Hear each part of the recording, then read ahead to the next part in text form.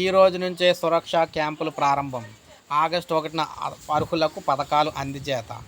రాష్ట్రంలోని ప్రజలందరికీ కూడా 100% సంక్షేమ పథకాలు అందించడమే లక్ష్యంగా జరుగుతున్న జగనన్న సురక్ష కార్యక్రమానికి సంబంధించి ఈ రోజు నుంచి క్యాంపులు అయితే ప్రారంభమైనాయి.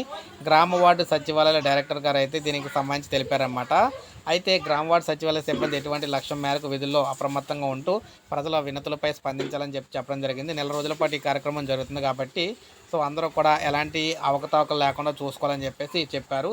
కుల ధృవీకరణ పత్రం, నివాస ధృవీకరణ పత్రం, సర్టిఫికేట్తో పాటు ఆదాయ ధృవీకరణ, date of birth, date of death, mutation for the transaction, mutation for the corrections, marriage, family member certificate, Aadhaar కార్డులో మొబైల్ నెంబర్ అప్డేటు, కౌలు గుర్తింపు కార్డులు, కొత్త రేషన్ కార్డులు లేదా రేషన్ కార్డు విభజన, ప్రభుత్వ డేటాకు సంబంధించిన కుటుంబ వివరాల్లో సభ్యుల పేర్లు తొలగింపు వంటి 11 సర్వీసులు ఈ క్యాంపులో ఉచితంగా అందజేస్తున్నారు. ఆగస్టు 1నే మొత్తం ఇవన్నీ కూడా ఈ మార్పులు గీర్పులు చేసుకున్నవన్నీ కూడా ఆగస్టు 1న అయితే మొత్తం ఈ పథకాలకు సంబంధించి అన్నీ కూడా ఇవ్వడం అయితే జరుగుతుందన్నమాట.